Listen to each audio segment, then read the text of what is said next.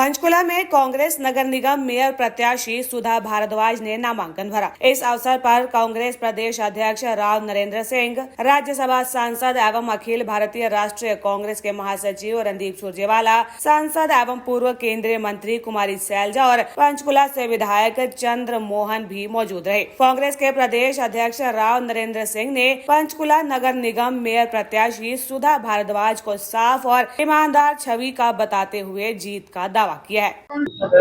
जी अध्यक्ष जी, आज नामांकन भरवाने जा रहे हैं। पूरे हरियाणा में जिस तरह से चुनाव है, क्या कुछ कहना चाहेंगे? कितने आश्वस्त हैं कांग्रेस की जीत को लेकर? देखिए, कांग्रेस पार्टी ने सबसे पहले चुनावों के उम्मीदवार की घोषणा की है और जहां पूरे हरियाणा में 3 नगर निगम, 1 नगर परिषद, 1 नगर पालिका है, उसमें से 5 में से 4 महिलाओं को टिकट देके कांग्रेस ने साबित किया है कि महिला का कितना सम्मान करते हैं। जो भारतीय जनता पार्टी झूठ परोस रही है कि हम कोई निंदा प्रस्ताव लाएंगे, कांग्रेस महिलाओं के खिलाफ है, इससे बड़ा उदाहरण क्या हो सकता है कि हमने 5 टिकटें दी, उनमें 4 हमारी महिलाओं को। जी, तो इसलिए कांग्रेस के कार्यकर्ताओं में, साथियों में, लोगों में भारी उत्साह है।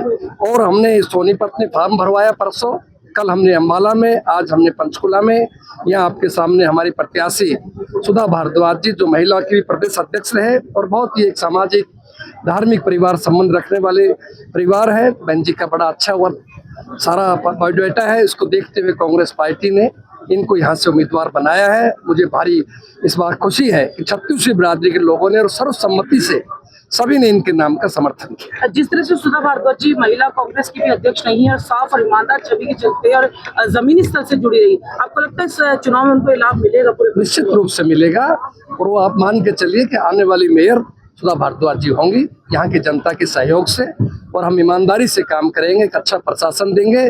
और जो नगर निगम भाजपा के राज में नरक निगम बन गए हैं, कहीं सफाई नहीं है, सीवरेज नहीं है, पानी नहीं है, एलपीजी की लंबी लाइनें हैं, गैस की सड़कें टूटी पड़ी है, वो सब और घोटाला का बहुत भारी भरमार लगा रखा है बीजेपी के टाइम में।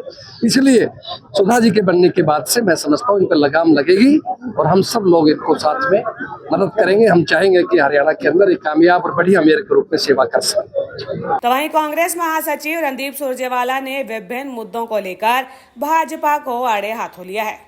एक रिकॉर्ड तोड़ जो है वोट प्रतिशत सामने आया है, क्या कुछ कहना चाहेंगे? और साथ ही साथ महिला आरक्षण बिल को देश में जिस तरह से भारतीय जनता पार्टी अपनी बात कह रही है, आपको लगता है कहीं गुमराह करने की कोशिश है जनता को?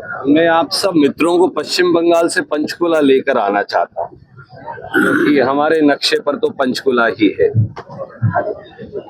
भारतीय जनता पार्टी को और उनके मेयर और उनकी सरकार को कुछ मूलभूत सवालों का जवाब देने की आवश्यकता है।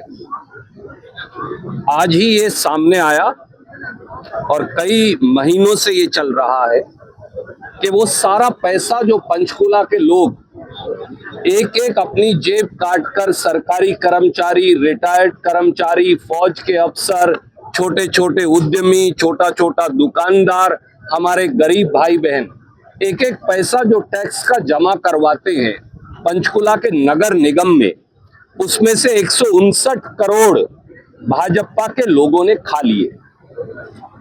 ये मैं नहीं कह रहा, ये सीबीआई कह रही है, ये ईडी कह रही है, ये पत्रकार मित्र कह रहे हैं और ये बैंक के खाते बोल रहे हैं। जिस दिन जांच होगी पंचकुला में ये घोटाला 500 से 1000 करोड़ तक जाएगा। श्रीमान नायब सैनी और भाजपा सरकार अभी तो पंचकुला नगर निगम घोटाले के 159 करोड़ की फिगर देकर पर्दा डाल रहे हैं। क्या वो बताएंगे कि उन्होंने अपने मेयर को दोबारा टिकट क्यों नहीं दी?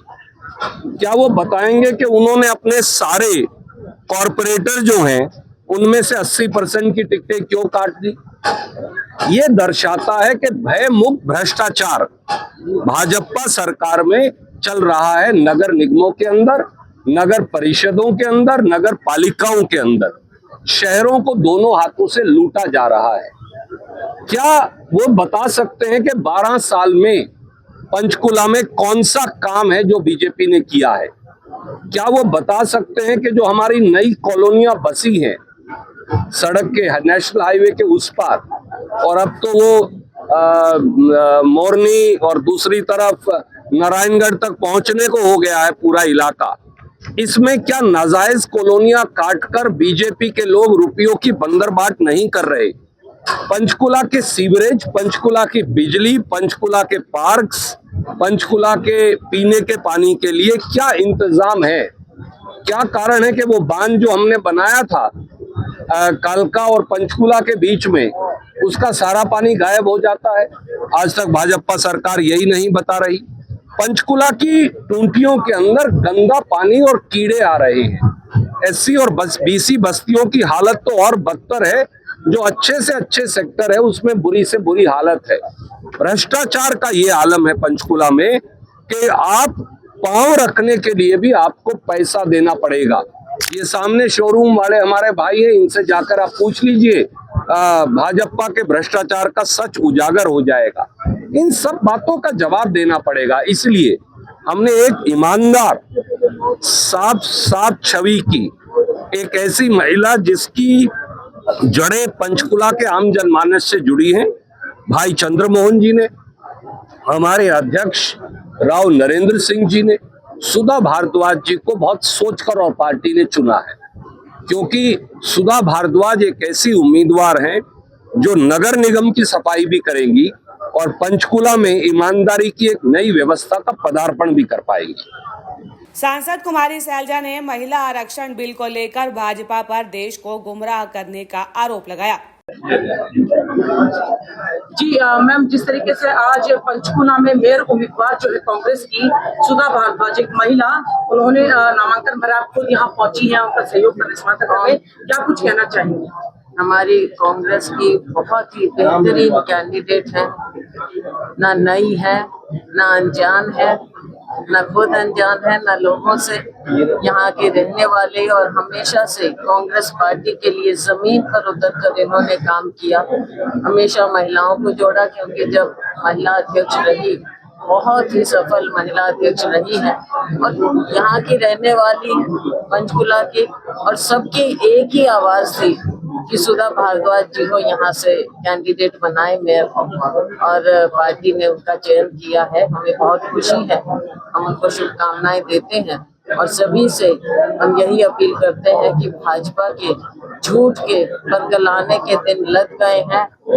अभी चंद्रमोहन जी ने पीछे मामला उठाया भी, 107 करोड़ का घोटाला हुआ, और घोटाले पर घोटाले होते जाते हैं। भाजपा में हर चीज को कवर अप करने की कोशिश की जाती है, लेकिन हमारी मेयर जीतेंगी सुधा जी, हमारे पार्षद जीतेंगे, और बहुत अच्छे ढंग से पंचकुला को इसकी खोई हुई शान वापस लेकर आए।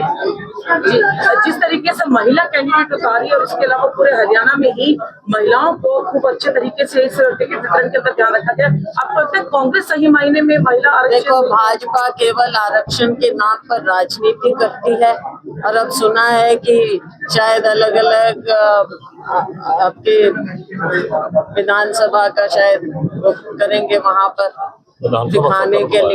दिखाने के लिए, लेकिन ये बिल्कुल महिला हितैषी है नहीं। आप इस टिकट वितरण में ही देख लीजिए, कांग्रेस है सच्चे मायने में जो महिलाओं का ध्यान रखती है और महिलाओं को प्रतिनिधित्व देती है, मौका देती है, वो तो आपने देख लिया।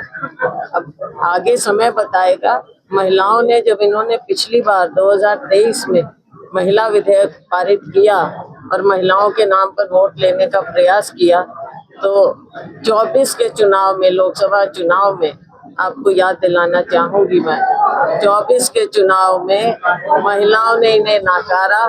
400 का ये वायदा करते थे, 240 पर आकर टिक गए थे।